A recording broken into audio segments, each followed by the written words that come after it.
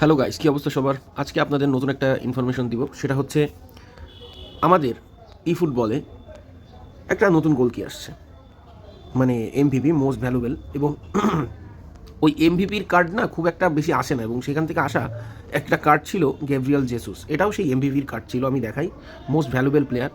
তো এই কার্ডটা যারা নিছে বা ওই সময় নমিনেটিং কন্ট্রাক্ট থেকে সাইন করাইছে, এরা জানে আসলে কী ধরনের পারফরমেন্স সে ডেলিভার করে। এবার ওই এমভিপির যে বক্স, ওই বক্স আবার আসছে, এবং সেখানে একটা গোল কি দিছে, আপনারা হয়তো কেউ তারে চিন্তার মধ্যেই রাখেন নাই যে একটা জিকে দিছে, সেই জিকেটা আসলে কেমন হবে। কই কই কই কই এই যে ডেভিড ডিগায়া, আমি ডেভিড ডিগায়ার কথা বলতেছি। এটা হচ্ছে ওই 5 স্টারের নমিনেটিং বক্সে আছে। আমি একটু যাই সেই বক্সে। আপনাদের যাদের ইপিক জিকে নাই, কিংবা আমরা জানি যে ইপিক জিকে একটা আসতেছে, ভিক্টর বায়া ডাবল বুস্টার 101 রেটেড। তো স্টেটস যথেষ্ট ভালো ভিক্টর বায়ার গেম প্লে বা পারফরমেন্স কিন্তু দেখছি। প্রবলেমটা হয় এই 184 সেন্টিমিটার লম্বা ভিক্টর বায়া, খাটো গোলকির সমস্যাটা হয় যখন বারের কর্নারে শটগুলো আসে, হ্যাঁ, এবং স্টানিং শটগুলো আসে, ওইগুলা খাটো গোলকিরা সেভ করতে এদের কষ্ট হয়। কিন্তু সেখানে যদি গোলকির হাইট ভালো থাকে, গোলকির লম্বা ভালো হয়, তাহলে অবশ্যই খুব দ্রুত এটা রিফ্লেক্স করতে পারে, এবং ওই সব শটগুলো সেভ হওয়ার সম্ভাবনা বেশি থাকে। তো আমরা যদি এখান থেকে সাইনিংয়ে যাই, কন্ট্রাক্টে যাই, এবং এখান থেকে স্পেশাল প্লেয়ার লিস্টে চলে যাই, তো এখান থেকে আমরা দেখতে পাবো আমাদের সেই এমভিপির নমিনেটিং কন্ট্রাক্টের বক্সটা। তো এখান থেকে আমি ডিগায়া সাইন করাইছি। ডিগায়া ম্যাক্স রেটিং হচ্ছে 98।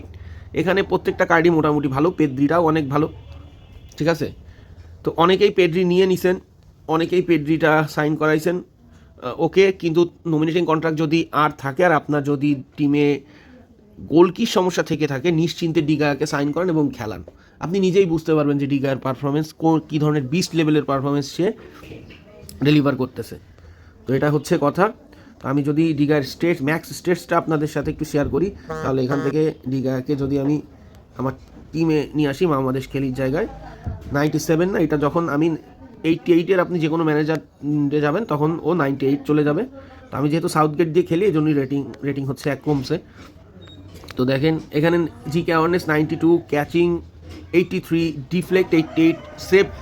অনেক সময় হয় না, অনেক পাওয়ারফুল শট আসে, সেগুলো গোলকিরা গোলকির হাতে লাগানোর সাথে সাথে অন্য প্লেয়ারের হাতে যে পড়ে, তো এই ডিফ্লেক্টটা ভালো থাকার কারণে এদিক ওদিকে চলে যায়, সেফেস্ট এরিয়ায় চলে যায়।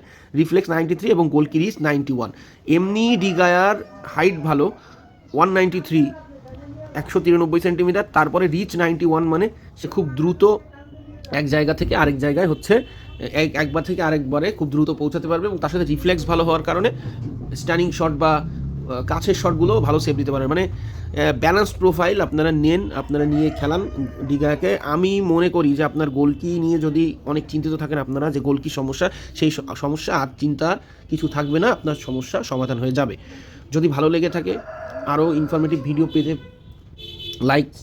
লাইকটাকে সাবস্ক্রাইব করুন, চ্যানেলটাকে, প্রতিটা ভিডিওকে লাইক দিয়ে পাশে থাকুন। এটাই হচ্ছে আমার কথা। নতুন কোনো টপিক সম্পর্কে ভিডিও বা ইনফরমেশন চাইলে আপনারা আমার কমেন্ট বক্সে কমেন্ট করুন। সকলকে আল্লাহ হাফেজ, ধন্যবাদ।